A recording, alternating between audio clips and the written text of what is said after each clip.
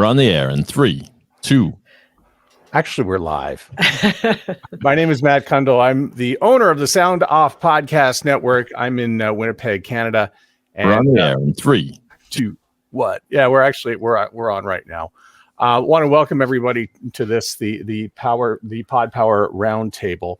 As want to say hi to Johnny Peterson, who's in Dallas. How are you? I'm fantastic. I'm Johnny Podcast, as you can see by my beautiful name card. I'm based in Fort Worth, Texas, right next to Dallas, and I produce podcasts with a specialty in audio and video engineering. And want to welcome Catherine. Hello, everybody. My name is Catherine O'Brien. My company is Branch Out Programs. I produce podcasts for businesses throughout the entire United States, but I'm based here in Baton Rouge, Louisiana, and I'm here to talk about content. And we just all love podcasts so much. I want to say hi to Jag in Detroit. How are you? Hey, Matt. Jon Gay, also known as Jag, former radio DJ turned podcaster. I create podcasts to help businesses build their brands, just like everybody here, and I'm excited to be here. All right, and a lot of people know David. Hi, David. How are you? Great. David Yas here, Boston Podcast Network. Matt, it's 61 crisp degrees here in Westwood, Massachusetts, the Pod 617 studios. Traffic on the expressway is moderate, and happy to join today and to offer my thoughts. We, of course, produce podcasts here too at pod617.com, Boston Podcast Network. In Pod, we trust. Matt, back to you. All right, and thanks a lot for coming up with the idea of doing this. What we'd like to do today is go around the table and share some ideas, about podcasting. I know a lot of people who've signed up for this and are peeking in today are looking for ideas on how they're going to start a podcast. So we'll start with Johnny. Johnny, somebody comes to you and they say, I want to start a podcast. What are some of the first things that you tell them?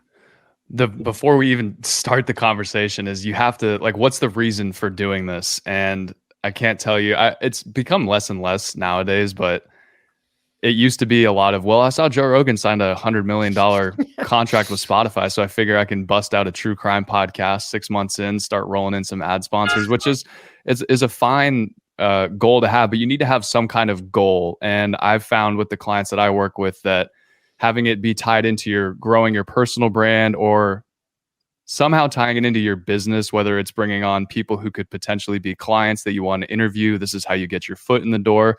Having some kind of solid goal that you're going to build the show around, that really helps you define your audience. It helps you define what type of guest. If you're even going to do an interview podcast, that's just sort of my frame of reference because that's who I work with mostly. But again, having that one solid goal, having that defined, and then we start to go from there. So, Catherine, is there anything else you want to add to that? Yeah, I think what Johnny was saying is perfect, as well as I often go the next step with my clients and we set a mission statement for the podcast. And it's always great to know what your podcast is. It's even sometimes more important to know what your podcast isn't so that you can start saying no to guests that aren't going to be furthering that goal, or you're saying no to the projects in the podcast or the series in the podcast that really don't fit with what you're trying to achieve. And as we all know, having a mission or something that's clearly stated out from the get-go can really help you keep you on track. David, tell me about taglines and describing your podcast when it comes to taglines.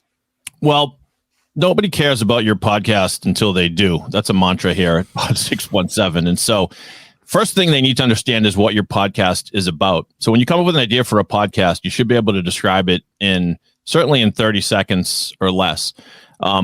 I don't practice what I preach. I have a podcast called The Boston Podcast, and people ask what it's about. I say, I don't know, anything. I interview people who are interesting. But when I do use a tagline, it's usually The Boston Podcast, the stories of your city told through the voices of your city. So then at least you get a quick idea of what the show is about. I have a music podcast called Past Ten's a Top 10 Time Machine. Doesn't really have a tagline, but at the beginning of every show, we say, welcome to Past Ten's, a Top 10 Time Machine. It's the podcast where we go back in time and look at the Billboard Top 10 hits on a given week and then talk about what has held up and what hasn't. So I think that it's a mistake made of many podcasters that they're so excited to have a show and a co-host, and then they're sort of like, hey, welcome to the Jane Rogers Show. I'm here with my co-host, Bill. Bill, what's up? Oh, it's so cold today, isn't it? And then they go on for 12 minutes and you still don't know what the show is about. So that's the benefit of coming up with a tagline, I think. So, John, I saved the best question for you, and David sort of touched on it, like about getting people to care for your podcast. So, how do you get people to care for your podcast? Well, first, let me echo what everybody else has been saying. And there's a great analogy that an early radio mentor of mine taught me, which is that doing a radio show or a podcast is like driving a NASCAR. I'm not a NASCAR fan, but the analogy still works. You do all your work in the pit. So when the race starts, all you've got to do is drive. Prep your show. Have your outline. It doesn't have to be scripted. You don't want to sound like you're reading, but have bullet points. Know how you're going to get from A to B to C to D and so on and so forth. So that I wanted to make sure we get hit on that, because planning out the podcast is so important. But as to your question, Matt, how to get people to care, it's just any kind of marketing. You've got to appeal to an emotion. You've got to get somebody's attention, whether you're telling a compelling emotional story like a true crime podcast, or you're giving somebody valuable information. You're putting somebody on the ground in Ukraine, to use a topical analogy, or providing valuable information about something. I work with a lot of financial advisors, talking about retirements, talking about what's happening in terms of our Roth IRA conversions going away, things like that. Provide information or appeal to an emotion, to me, are the two ways to get somebody to care. So you mentioned planning, and I know a lot of people are thinking, planning, what do I have to plan for? My friends say I'm funny and I should have a podcast. I know, but I mean, it looks easy. It's just people talking on microphones. So Yeah, we have such great conversations. We should just record this. Everybody tells us you should have a podcast. well, now you want one, and it's time to plan one out. So what exactly are we going to be planning for, Johnny? Well, again, it goes back to your goal, and it's really about finding what the topic of your show is going to be, because, a lot of the problems with the podcast we see now, like you said, everyone was joking, oh, we're so funny, we should have a podcast. That leads to, oh, it's the anything and everything podcast. So if you're planning around a specific topic or a specific niche, that ties into what Jag was saying of getting people to care. If I'm a nurse and I'm not looking for an anything and everything podcast. I want to learn more about nursing and the medical world and what's happening in medicine right now, or the nursing industry. I'm going to care about something like that. And that's how you're going to plan your content, is defining who your listener is going to be. Who is that one person? Where do they hang out online? What do they like to talk about? That's how you can really plan around what your episode is going to be. And then if you're like a lot of the podcasts that we work on, again, interview podcasts, it's finding a person that fits within that area of expertise. And then you can kind of flesh it around what they know to talk about, because you don't want to bring somebody on that is an expert in X, but you spend the entire episode talking about something else. You're here to help them kind of flex on their expertise, and that really will help you build out what the content's going to be. Yes, the Anything and Everything podcast. Catherine, why are those ones harder to make successful than, say, one that is more niche? Who is it for? Who is going to be listening to this, and why? If you don't have that bullseye of your listener avatar, really, if you're not for somebody, you're for nobody. And of course, we all have varied interests, and maybe our topic, we can justify talking to somebody who's not specifically in our niche, but really the show is supposed to be doing something. And if you're not really focused in on that, you're going to get into the ramble territory very quickly. And like, our jokes are all coming back to, we all want to think that we're these dynamic conversationalists or whatever, but it does take practice to be able to communicate and get your message across. Ramble works very, very rarely for a very limited few. So I would just say that's not you. You got to, everybody who's hearing our voices right now, they have to be talking to somebody about something, and let that really be the thing that's guiding your show. But isn't that, there's like, sorry to cut in, Matt, that ties in with what Jag was talking about, is you can't, especially with these types of podcasts, there's a balance between scripting everything out and having some kind of outline so you don't ramble.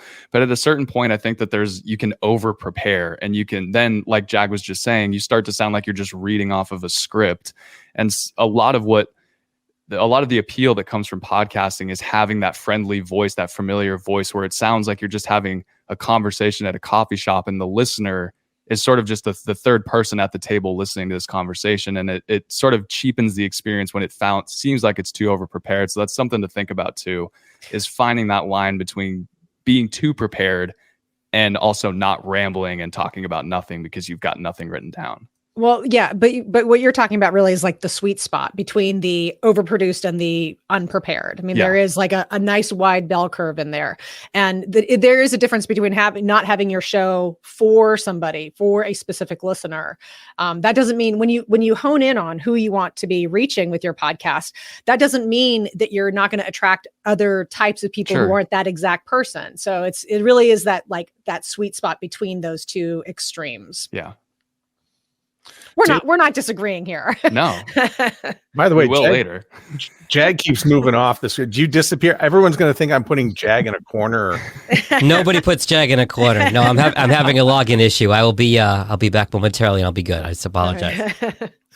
David, tell me a little bit about show structure, because and I think Catherine touched on it a little bit about, there could be just some endless rambling, but when you talk to clients about, structuring a show, what does that involve? Yeah, I think it's important because picking up on what people have said, informality is great, but rambling is bad. And so most people want to do an interview podcast. I mean, that's compromises probably maybe 2/3 of all the kind of podcasts we produce is you've got a host and perhaps a co-host and a guest. So you start with the simple structure. We're going to ask the guest question. So is that enough? Well, first off, the advice that I think is probably most important to any podcaster is please make sure you listen to your guest, because you can have your list of prepared questions, but the real good stuff comes when the guest mentions something that you want to pick up upon. The guest will say something like, well, I spent 5 years at IBM and then I spent 20 years at Morgan Stanley. Then there was a year I had to take off because of something with my brother, but that's not important. As a host, you go right there and you say, wait a minute, what? We got time. This is a podcast. What happened with your brother? So that's my first piece of advice. The other piece of advice of structure is, don't get married to a structure that will exist for the length of the entire podcast, but it's good to try things that give you guideposts. So for example, with some of my clients, just started one with employment lawyer named Valerie Samuels. Her show structure is basically listener mail. So the listener has chimed in with this question. And by the way, if you don't have any on episode 1, make one up, or have, it's an old radio trick right there. It's a white lie. Don't worry. Nobody's going to call you on it. But so, a question of the day, it kind of warms her up as the host, answer a question. Maybe you let the guest chime in too. Then towards the end of the show, she has something where it's like, 10 rapid fire questions. And I do that with a lot of my shows. That there's a lot of different flavors of that. But I think it is good to have guideposts in certain sort of mini segments, because for one, it gives you sort of a sense of comfort as the host that we know we're going to do this, and this. And also the listener will look, if the last segment that you promised towards the end is a great one, they're going to stick around and listen to the whole episode. They're going to get used to hearing that cool thing at the end. Jag, we've talked a little bit about the first 2 minutes of a podcast and how important it is. Why is it so important? Forgive me for popping on and off. I'm good now, but has anybody done the James Bond analogy yet? Have I missed that or no? No. Okay, so this comes from Joel Saul-Sehy, who has a podcast called Stacking Benjamins that was originally started here in Michigan. And he said the first 2 minutes of a podcast is like a James Bond movie. How does a James Bond movie start? It starts with a car going into a lake. It starts with a helicopter chase or somebody hanging off a helicopter. It's some big, fast thing to get your attention right away. And I'm not saying you have to have some massive adrenaline rush of the first 2 minutes, but you have to have something it's going to get your listeners' attention. And that could even be something as simple as setting the table for what you're going to talk about. It could be a tease. Hey, welcome into the show. Today we are going to talk about X, Y, and Z, as opposed to, hey, how's it going? Yeah, like Johnny was saying earlier, oh, good, nice weather. Dave was saying earlier, good weather today. How's it going? Nobody has time for that. People have a limited attention span. We've all heard the goldfish analogy, but it's also important to respect your listeners. Respect their attention span and the time they're committing to you.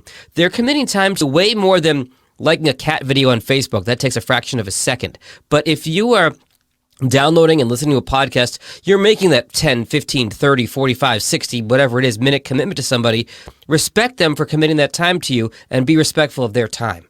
Jag, I think there's a wrinkle in Jack, I think there's a wrinkle. There's a wrinkle within that too, because people just starting out in podcasting, none of us, save for Jag and Matt, who come from the radio industry, no one's born a broadcaster. So what do you mean? You can take this don't take that piece of advice as you sit down across from your guest, you go, okay, there's no small talk. Once I hit record, we are going. That makes the experience more nerve-wracking for the both of you. So that's kind of where editing comes into play too. If you need 2 or 3 minutes to talk about the weather just to get yourselves warmed up for the conversation, get that recorded. Be really comfortable in front of the mic for those first couple minutes. And you can always take that out and post and jump right to that video or that tease that really pulls in the listener's attention. So there is a wrinkle within that. I like that. So, Catherine, why do I need an audio editor?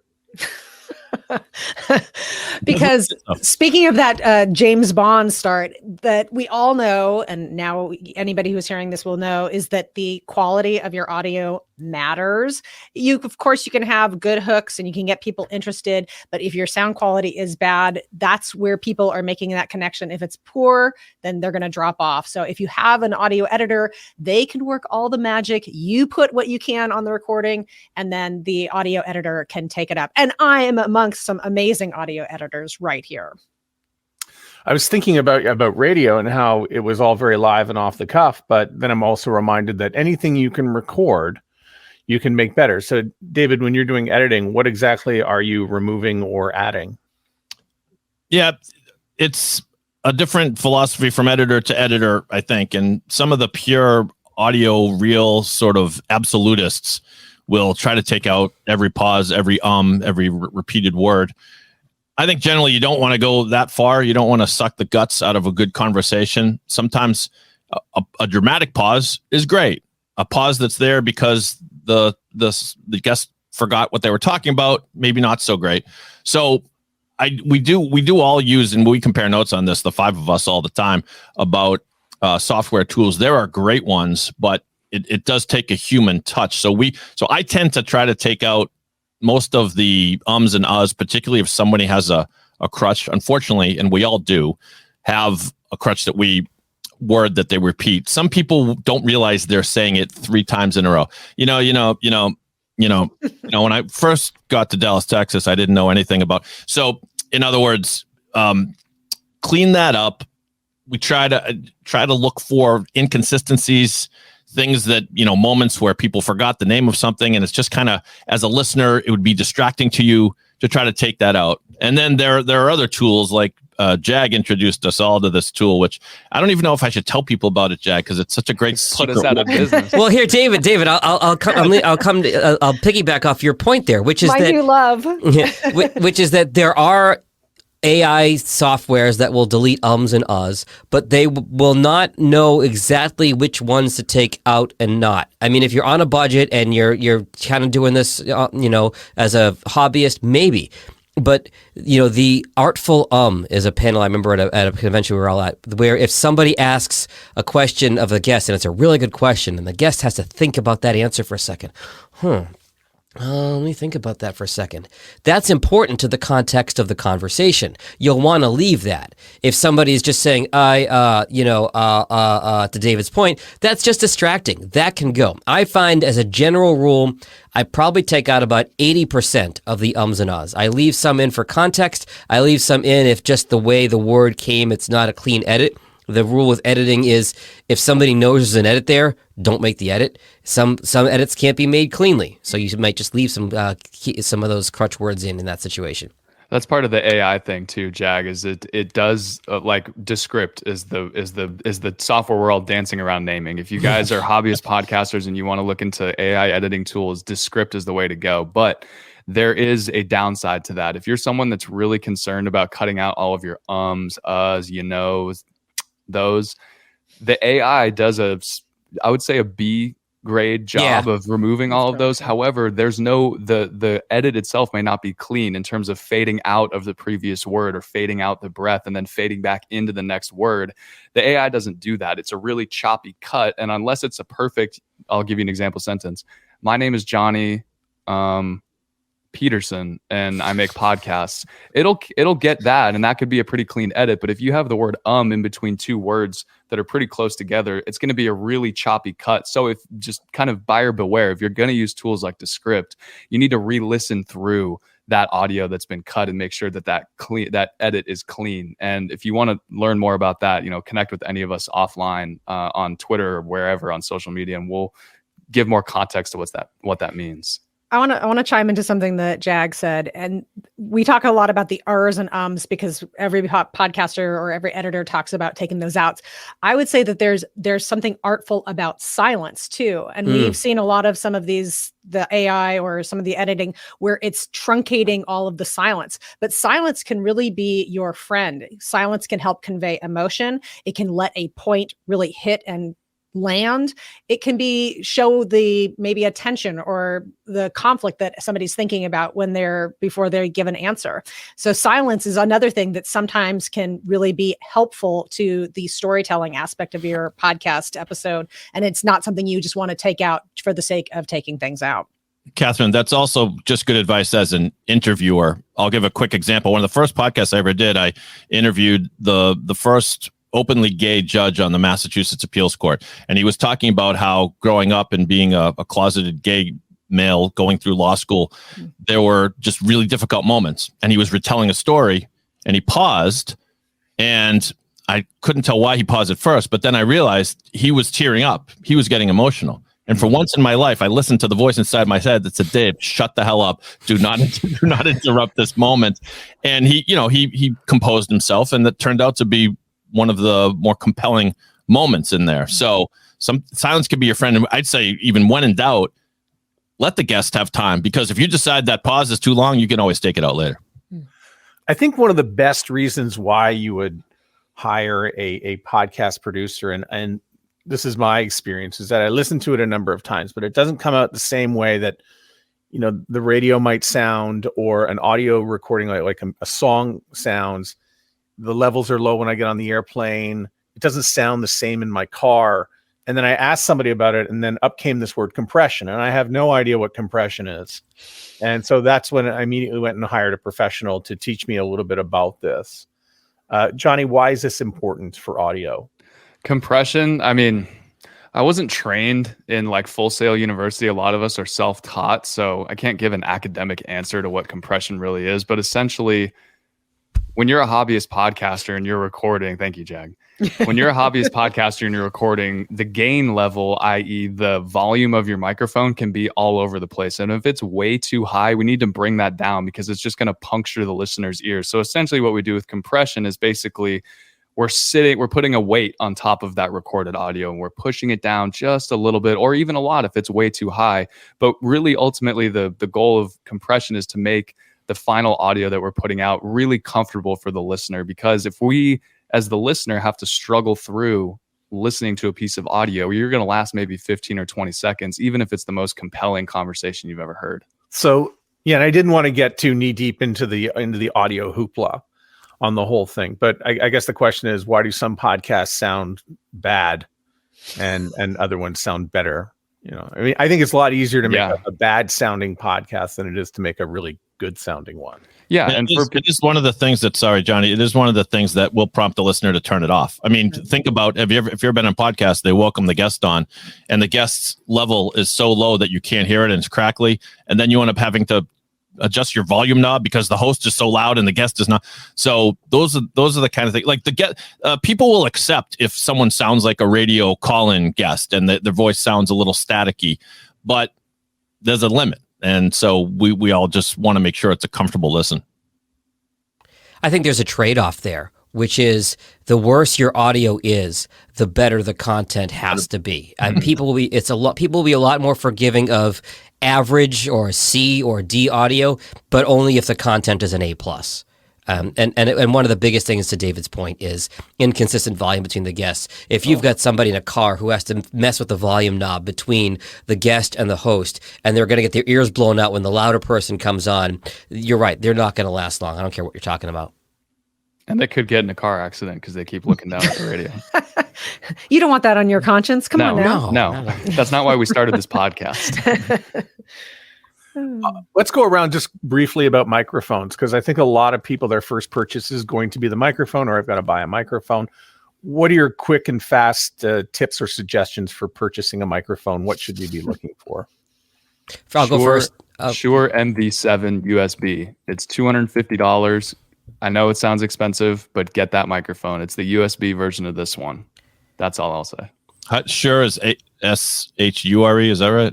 SHURE MV7. If that is a little too rich for your blood, the Samson, SAMSON, the model is Q2U. You can connect by XLR or by USB, and it is about $70-$80 on Amazon. Johnny's mic is better. The Samsung Q2U will be absolutely just fine. Yeah. There I was in Target, just strolling along. I had my cart. I was looking around and I found myself in the electronics department. And there, sitting before me in this shiny box, ready for an unboxing video, all came clear to me. Why do so many people use the Blue Yeti? Because it is available at Target. Mm-hmm. I will say what no one else will say here. Don't buy the Blue Yeti. Go ahead and buy one of the mics that the gentleman here we're talking about. Now, of course, everybody comes back and they say, well, actually, Yeti is not that bad of a mic or whatever. Fine. The problem with the Yeti is that it's very difficult to make great sound come out of it. So I'm using the Audio-Technica 2100. It plugs right into my laptop. That's also, I like it as a choice for sort of a plug and play durable microphone. But the point I'm trying to make here is, whatever microphone you get, you need to learn how to make your mic sound good. The Yeti is difficult because, first of all, it's a side address mic. A lot of people don't know that. It's got a polar pattern switch so that you have to make sure that it's picking up the sound that you want it to and not the sound that you don't. It's not pulling in all the sound from the room. And it's much easier to get some success going right away with a dynamic microphone that, as Jag and I are pointing out, is under $100. But if you did end up with the Yeti, and I have a client or two that are don't rocking the updo Yeti my right dramatic now. story, Johnny. Come on, that was a good story. All I'm saying is that the power of the internet, there is a ton of information out there on how you can tweak your Blue Yeti to make it passable for podcasting. So just do some Googling. We'll put the Bandrew Scott video. So everybody can watch the that. Bandrew Scott interview. Yeah. I think go ahead, Jag, and then I'll go. You go. I was going to say, again, we don't, as Matt said, we don't get too deep into the tech aspect of it, but when you're looking at the specs on a microphone to pick out, as Catherine alluded to, there are condenser microphones and there are dynamic microphones. Very simply put, the condenser microphone is built for a studio environment that will pick up everything around you. It'll pick up the traffic outside. It'll pick up your neighbor yelling across the street.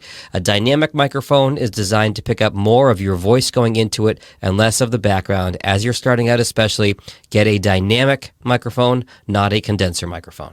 Beautiful. And just to the point about we have Yetis and Snowballs around the Pod 617 studios here, but they're kind of off to the side, kind of like it would be in a museum, just kind of placed there. They're not plugged in.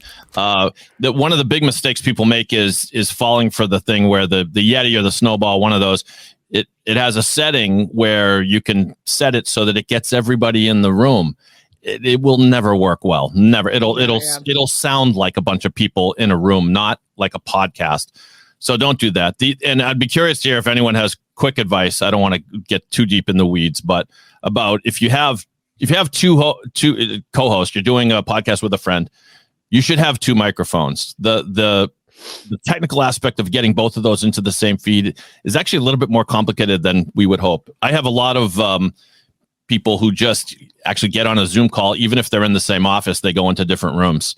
And that works just fine. But there are other solutions. Anyone want to chime in? Yeah, I literally just got an episode sent to me this morning of this exact scenario. And they had me jump on Riverside with them to make sure that it was all set up. But basically the setup was they're in the same room, recording into the same computer, each with a Shure SM7, which is the microphone that I'm using right now, and Jag is using as well. And those were plugged into a 2-input audio interface, which allows you to take an XLR cable and plug that into your computer. So they had both of those running into the same box, running into the same computer. I just had them sit a little bit further away and I made sure that their gains were set correctly and that everything was plugged in correctly. I think one of the cables was a little loose, so there's some feedback, but it turned out really well. So it can work, but again, you got to have the right equipment, which points to, again, if you have a producer on call that you can just call, text, FaceTime, that's a great resource to have. And I know I said we weren't going to get too much into the weeds, but we are here anyway. Deep in it. But it really speaks to how difficult it is to make great sounding audio, right? I mean, you do have to do all this stuff in order to get it sound right. We didn't even talk about like the noise in the room. I see like behind you, Jag. I think you've got some soundproofing. Yeah. So which is very helpful. And by the way, quick side note on that, not as expensive as you would think. You can go on Amazon and buy these 1 foot by 1 foot egg crate type panels. Matt's got something a little bit nicer than I do, it looks like, but there you go. They are relatively inexpensive if you want to put them around. This was a closet in my basement that I converted to a studio. So it's not a $20,000 recording studio, but for a podcast, it gets the job done. Horse blankets work. And they look cool. They make you look more like a podcaster. Yeah, but I feel like I've changed my stance on this over the years. I was really big on like record it in your closet, have all your clothes hanging up in the small closet, and so it kind of dampens the sound. If you can afford a editor, and not even an editor, but an audio engineer, they can help clean you up. Really, the basics that you need are to be in a room that is quiet with as minimum number of windows as possible. If you don't have to deal with a lot of outdoor noise or people coming in and out of the room, I have no soundproofing panel. I showed that panel, but it's just sitting on the floor. Right. It's really, you should really be focused on the content of your podcast and having a solid microphone to start. If you can afford doing the studio and like soundproofing your room, that's great. But I feel like my stance on it has changed, and obviously I'm open to being wrong, but I feel like the percentage difference that makes is not enough to where it needs to be your sole focus. I think that you're right. And I think also too, a couple of things. Audiences have come a long way as well. The audiences have a variety of podcasts that they're listening to, and they are used to just different sort of, let's call it, tones. Plus, I think that as podcasting has grown in popularity, there's more options for those engineering. So if you get a kind of back to the sweet spot that we were talking about before, Johnny, is that there's two ends of being poor audio quality, and there's a wide range of good sounding audio quality. Yeah, there's a big middle. There's a big middle. And if you can get your show into that, then you're right. Worrying more about what you're saying, who you're saying it to, those are going to serve you much better. Agreed. So all those in favor of banning the Blue Yeti say aye. Aye. Can we make it a felony? Misdemeanor.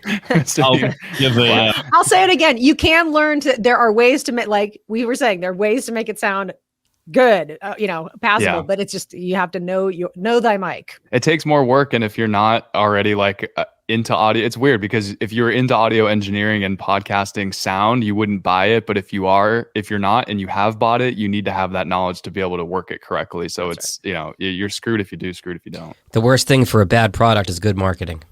Boom. Yeah, mm-hmm. That's true. I want to just pivot slightly to performance. How do you know when your podcast is doing well? We'll start with Catherine. Oh gosh, why me? I think that somebody who has been in podcasting a little bit longer than I have, they really tried to turn my attention early on to the idea of engagement. So downloads are not going to always tell you what you necessarily want to hear about your show, but engagement will. Are you asking your audience to do something and they do it? That's worth gold. That is marketing gold. That is, your podcast is doing what it's supposed to do if your audience is taking the action that you would like them to take. So if you're asking for people to hit you up on social media and ask questions, or send you an email, or sign up for your email list, any of those things, if they're doing it, that is going to be really so much more to you than any download never ever could tell you. I just want to point out, by the way, you got through the whole thing and you didn't say download until the very end. Yeah. So, but I guess to that point, it's not necessarily about downloads. It really shouldn't be, because I think that most people, let's just face it, are going to be disappointed if that's their one metric for how they're judging their podcast. There are so many variables that go into it, and it can be so inconsistent. If you live and die by the download, oh, why was I up this week? Why was I down this week? You'll drive yourself crazy. I couldn't agree with more of what Catherine said. Engagement and people interacting with you is so much more of a valuable tool to use to measure. It's the quality of your audience, not necessarily the quantity. And again, that ties back to what your goal of your podcast is. If you can define who your audience is and your goal is to try and make some money off of them, you would rather have 10 people that really want the product that you're selling than 100 people that it's a coin flip whether or not they would even consider buying what you're selling. That's right. David? Yeah. Just to piggyback on what people have said, it's always fun to look at the downloads because each one of us, I think, clicks on with some degree of hope and stars in our eyes, thinking we're going to be the next big podcast star. We all sort of have that instinct in us, but everything people said is true. It's not. No one cares about your podcast until they do, and so. When people, I tell people I'm into podcasting, they'll sometimes bring up, Joe Rogan or Mark Maron or somebody with 1 million downloads. And it's like, I'll talk to you about them if you want to, but I'm just a consumer of those podcasts, just like you are. What we do is much different in producing podcasts. When you're starting from 0 listeners, define your audience. I mean, think about if you're an attorney or a financial advisor, and you want people who are important to you in business, who might refer your business, or maybe even potential clients to be listening to your show. If you could every week put 200 people in a room and talk to them and talk directly to them and interact with them, wouldn't that be worth it? Wouldn't that be a terrific marketing effort? I mean, think of how much that would cost if you actually did it, to buy all the coffee and the bagels and stuff for people to show up every week. But if you have a podcast, that is what the experience is like, because podcasting is intimate. And so not to mention that just having a guest on your podcast will do you a solid in currying favor with that guest. Perhaps that guest may become a fan of your show. He may become a fan of your business. And in that regard, you could have 0 listeners and it's still worthwhile.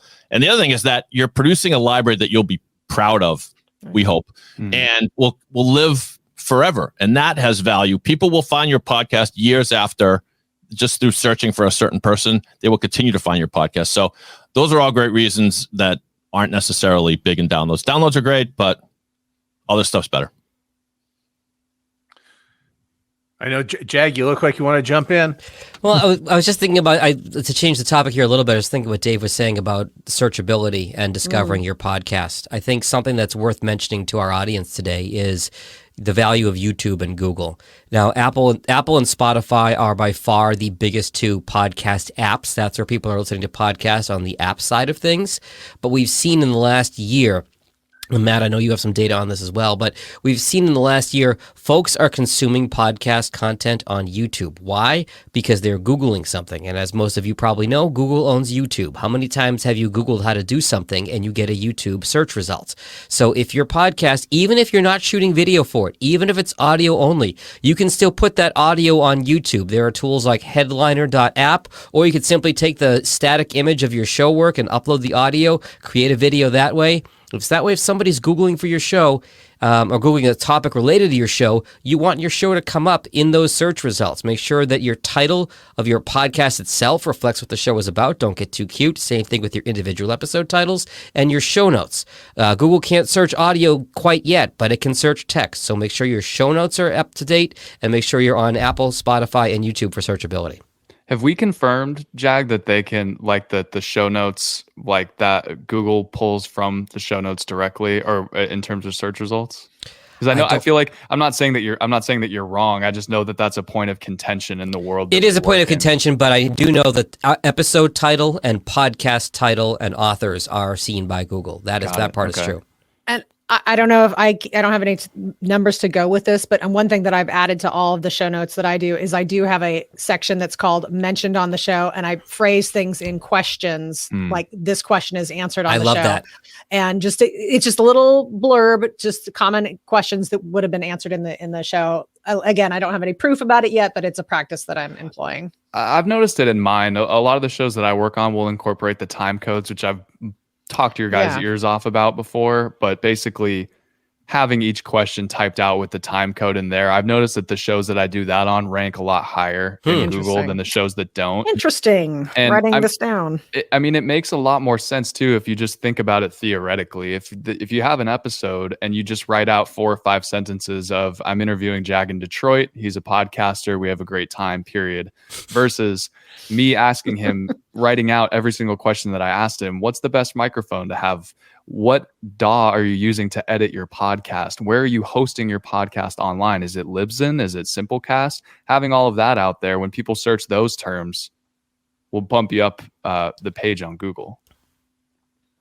Yeah, and imagine if you did such a good job that when someone searches for, financial advisor, retirement planning, Detroit, if one of the first thing that comes up is a podcast of you, Mr. Financial Advisor, giving some advice. To me, that's worth its weight in gold, and it's better than an article about you. It's better than your website coming out. They're going to actually listen to you speaking, or a paid consultation call where you'd get the same information for $500 an hour.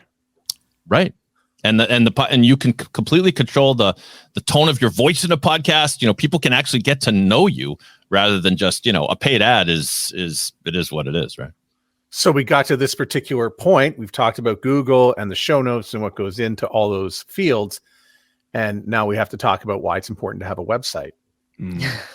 Matt, I feel like Matt, take over. Yeah, Matt, this is all you, Matt. But Matt is the website podcast king. I don't think I am actually. I listen. Google continues to be a mystery in how it behaves and picks things up. I will say you need a website. It's always good to have your own .com and your own domain. And when you market your podcast, you should always be directing everybody back to your website because it's really your home base on the internet. And the more Google understands that you're in it to podcast and what's going on, the better. Each episode should have its own page. You can set it up in a blog format, for instance, if you're using something like Wix or Squarespace. I know there's some services out there like Pod Page, which I use for my network, which divvies it all up nicely. And there's room to put in your meta tags and your SEO and all the other Google geeky stuff that's out there. But you need to play nice with Google. You need to be friendly with them.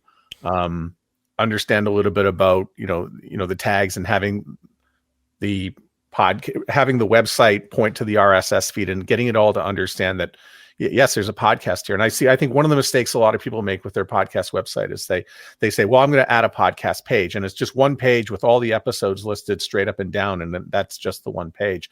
Google really doesn't understand that. It doesn't really. It's not going to be able to catalog. Oh, I had Catherine on my podcast, because if I have you on my podcast and you're all listed on the same page, Google really doesn't understand that. So learn the Google game. It changes all the time. And I think Google's done a few favors for podcasting now that when we type in, whether it's the name or a guest, Google's saying, hey, did you know there's a podcast featuring this person here? And I think that's really going to be important for discovery going forward. And to your point, Matt, about having your own URL for your podcast, we've seen throughout podcasting that for a while there, Apple Podcast was having problems and everybody was reporting all these issues with Apple Podcasts and the episodes not showing up. And I just thought, and we had just spent all these years saying, find this podcast on Apple Podcast, instead of directing it to your own URL, which then you can have links to all the different podcast apps. You can actually have an embed of the episode. People are listening more on browsers. That's a trend. And I think one of the big sort of internet lessons that we've gotten from the last few years is don't build your apartment complex on rented land. If you have, you need to have your own URL. That's where you can always direct people and they can find the content that you would like for them to have. And I think when we talk about website, it's not necessarily the one you have from Libsyn or Simplecast, Art19. They all give you a website. It's nice. And yes, you can connect to all of it, but to have your own .com gets you really cataloged into Google. And on that website, you should have badges. An Apple badge is good. A Google podcast badge. I think Spotify is immensely popular. I'll let Jag answer the next question. I'm just going to set him up here in just a sec here. But I think those are the three you have up there as well. You can put an RSS feed, and even Amazon now is coming on. But Jag, who's bigger? Is it Spotify or Apple? Depends on who you ask. My answer to that is yes. The bottom line is you've got to be on both. And that's why, to your point, Matt, it is so important to have your own website, because if you direct somebody to Apple, well, guess what? Anybody with an Android can't listen to your podcast. If you direct everybody to Spotify, guess what? Everybody who isn't using Spotify, the app or the website, can't find your podcast. Put them on the website so that there's a player right there on your website, and then they can also listen in Apple or Spotify or Google or iHeartRadio or Stitcher or Amazon or wherever they want. For what it's worth, when I sign a new client up for a podcast, I submit them to 7 podcast apps.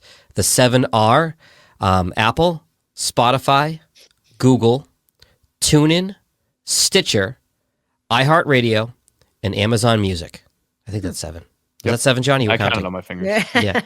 I used to submit to Pandora, but Pandora takes several months to approve Pandora and may or may not sucks. approve you. And it's not, and people aren't listening to podcasts on Pandora. But again, Apple, Spotify are the biggest. Google's probably 3rd. And make sure you're on YouTube as well. And that's really all you need to do, I would suggest, because even after you do that, it will be picked up by other websites and other sources. And I don't know if you guys know. To your point, David, a lot of podcast apps pull from Apple. Overcast pulls from Apple, right? Yeah, exactly. But I think, it's one of those things where you pay for your host, your $15 a month, or Simplecast, or Blueberry, or Buzzsprout, or Out19, or whoever it is. But it's free to be on any of the apps. So for the 5 minutes it takes to submit to an app, maybe there's somebody that uses that app and wants to listen to your podcast. Doesn't hurt. What about Odyssey? I have not had good luck. I saw a long process to approve a podcast when I looked at them up, and iHeart has very much improved their process, where they're up within sometimes minutes of me submitting a new podcast to them. And so that's a USA only podcast app, by the way. So that's why I'm in Canada, so I say that with a little tongue in cheek. I do want to talk about India. There's Geo7 and also Ghana. Yeah. Worth it. The United States has a population of 330 million, and India is 1 billion. Yeah. Well, it's the same as the United States plus another billion people. Yeah. And there's a fairly large English speaking population there. So especially if you have a podcast where there's celebrity or you have popular people on. Western United States culture is huge too. I work on a podcast called The Cowboy Perspective. And it's this guy down in West Texas, and he just talks to other cowboys about bull riding, ranching, things like that. And he's huge in India. These Indian people love hearing about cowboys. It's so, yeah. I mean, you want to be everywhere, and it really isn't that difficult to be everywhere, YouTube included. I have a new client. Go ahead. I'm sorry. It is kind of fun to look at the world map and see all the different countries that the podcast is being. Although for some of my clients that are like a specific Baton Rouge focused, it's like it doesn't work to say we had 12 downloads in Thailand. Yeah. So, Matt, what you mentioned podcast apps for India, because I didn't know about those. Yeah, they're Repeat that maybe.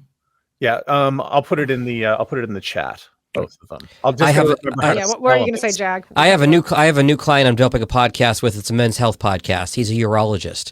Why wouldn't I put it in India? They have the same health problems we do. Why not? Yes, they have men over there. Last I checked, yeah. I'd be really pissed off if you didn't put that on, Jag. That would be. Now there's I get that joke, David. I get it. Oh, that took me a second, but well played, sir. This is a good opportunity, by the way, to talk about YouTube. I think Johnny or Jag, you just mentioned it a second ago, but it does play into Google. So, Johnny, do I need a video strategy? What is it? Do I need to be on YouTube? Jag is really great on talking about the audio only and just being on YouTube. And I love how much he hits on that.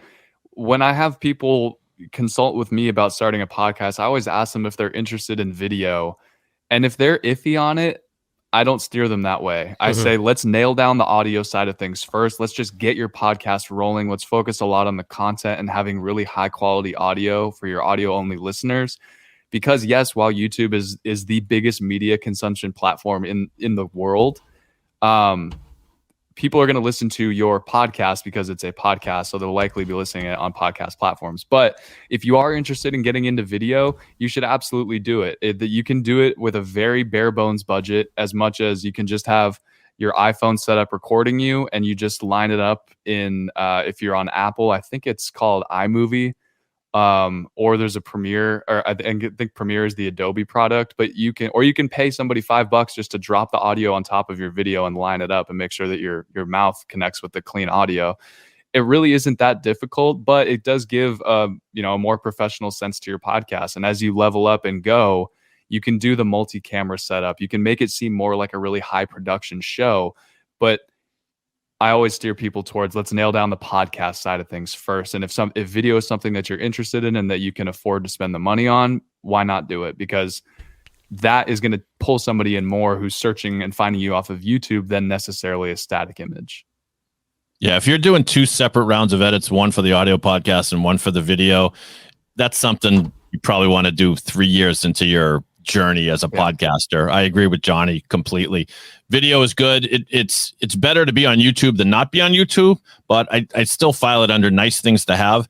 And you can be on YouTube. Maybe someone said it already, but just with a static image of your podcast logo and the podcast running, that it does serve a purpose, because like Jag said, people will find you through the search engine. But to try to produce an entire video podcast at Pod 617, we do a lot of pods by Zoom or by other platforms. And so there's a video recorded. We sometimes use little snippets of those as promotions for the pod, but rarely do we produce an entire full scale video podcast. That's what I was going to say too. I was going to add on to that too, David, is that even if you just have it recorded, it's nice to have, because you can pull those snippets and use those as teasers for social media or something. And you can even chop up and post, each 10-minute segment of the pod to YouTube. And because we have the goldfish attention span that our world does, having a shorter clip of your podcast can help it, I guess, not exactly go viral, but entice people to tune in to a 6-minute segment of a podcast where there is video, rather than an hour and 30-minute podcast that someone who has no clue who your content is, they're likely not going to listen to the whole thing. To that point, I would also say that if you can take a 30 or 60-second clip of the podcast, if it's video, great. If it's not video, you can create a little video where the words pop up and it's a transcription on it. You post that on social. Post that video to social as a tease. And then if it's a Facebook or a Twitter post, say, if you want to hear the whole podcast, boom, here's a link to my website. Yep. Make sure you do that, though, because some people forget, and then it drives me crazy. It's like, okay, I just heard an interesting 30-second snippet of this podcast. Where can I find this? And it's the number one reason why people will forget about your podcast, because it's not easy to share. So make sure it's easy to share. I'm writing that down, David.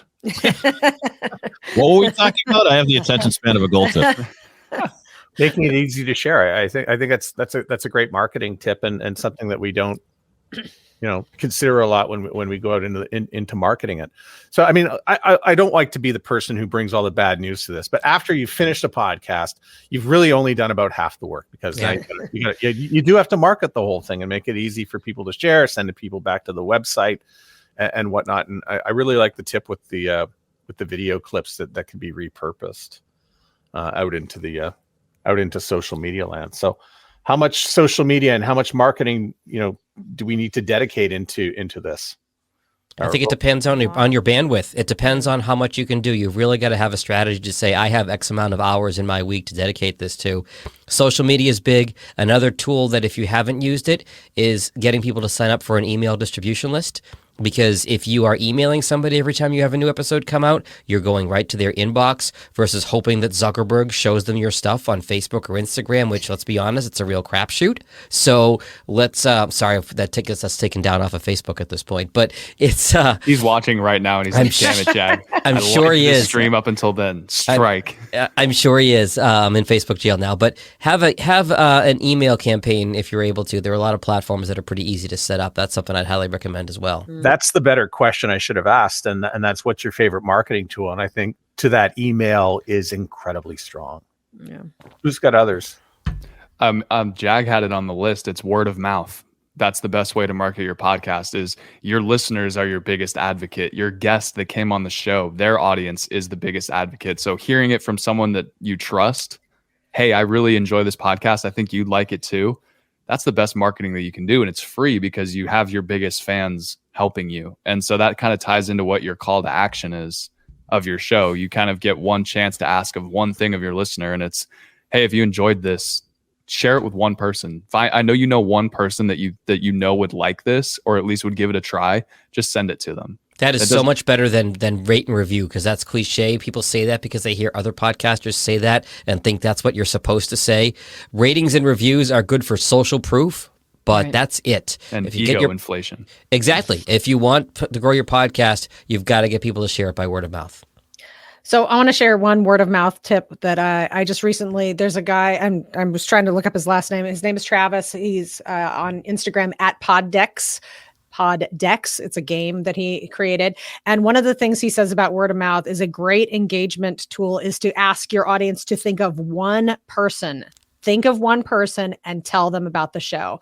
And the reason that that's so persuasive is it's very visual, because as soon as somebody says, think of one person who might benefit from the show, in your mind starts scanning people, friends, colleagues, whatever. So that's very visual. And then it's the very simple, tell that person about the show because you think that they would like it.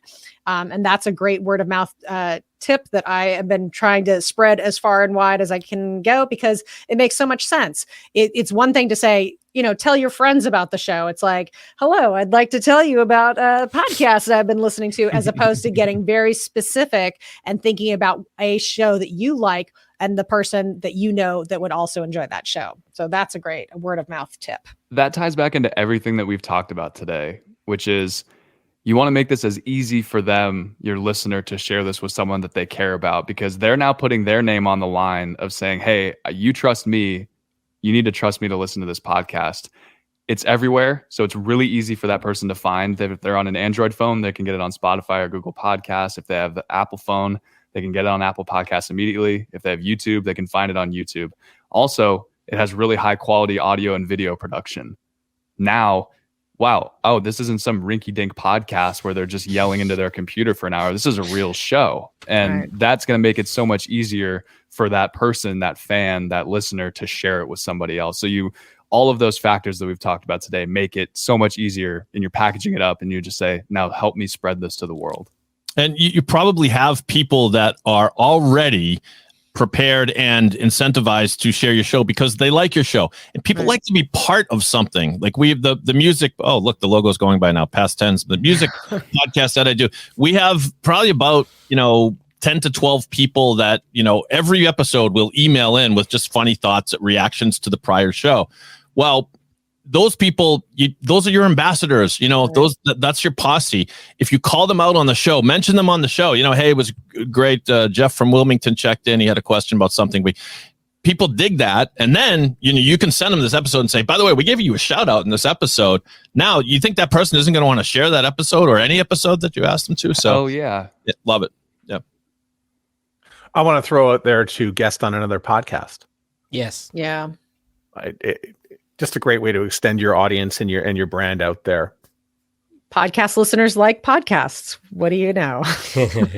Matt, any how-to recommendations on that? Do you literally just find podcasts that you like and say, hey, I would love to be a guest if that opportunity arises or whatever? No, I just make myself really available for people who want to do this. In fact, I actually have a part of my website saying, hey, if you'd like me to guest on your podcast, you can just book me in here, and you use a Calendly, or I use Schedule once, and one of those things.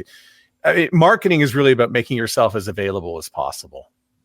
And is it, Matt, is it okay to request to be a guest on other people's shows? Because people will find you because you have such a distinct niche, and you've had so much success in the radio space and in podcasting. So people want to seek you out. But for someone that wants to grow their podcast, do you recommend cold calling basically? No. And yes, I think you got to be gentle about it and listen, some people are forward about it. I happen to be a little bit shy. I'm not going to go anywhere unless I'm asked to do it. And as well as podcasters, we all get bombarded with guest invitations and requests all the time now. I don't. I've been a guest on one podcast outside of this group, and it was really fun. Please, people, have me on. I love to talk. Johnny Podcast is available. Shit. Well, if you have someone as a guest on your show, Johnny, I think maybe you feel a lot more comfortable saying, by the way. That's my problem. I don't have a show. Yes, you do. I was on your show. Yeah, that's been in the graveyard for. No, all right. Bring it back. It was great. Johnny, I still am planning to have you on my show. So. All right. So we're wrapping this up because I know, Johnny, you got to do something business-like coming up here at the top of the hour. So final words from everyone. I'd say if you're wondering whether or not to start a podcast, the best advice is just do it. Don't aim for perfection in episode 1. Once you start doing it, you'll get a taste for it. You'll enjoy it and you'll be proud of it. And that's maybe the best reason to launch a podcast. Jag. I'm going to give you a preview of my podcast this week and say that there's a UC San Diego study that headphone listening sticks more than speaker listening because the headphones are in your ear and right in your brain. That speaks to the power of audio and what can be done with a podcast. Catherine. Did you like this live stream? I invite you to think of one person, one podcaster that you know that would benefit from this show and share this live stream, the recording, share it with them. And that's the way you can help us here. And Johnny. Podcasting's really fun. If you're on the fence about it, even if it's just doing a test recording where you just record and have a conversation with a buddy and you never release it, just try it. It is a really fun thing to do. Agreed. Do it. Thank you, Matt. Fantastic. Yeah, thanks, Matt. Good job, Matt. But Matt, you don't have to quarterback all of these. We can kind of trade yeah. around and do have other people moderate. I don't mind. Okay. I had fun. Thanks for joining us, everyone. Yeah, thanks, guys. Bye-bye. In Pod We Trust.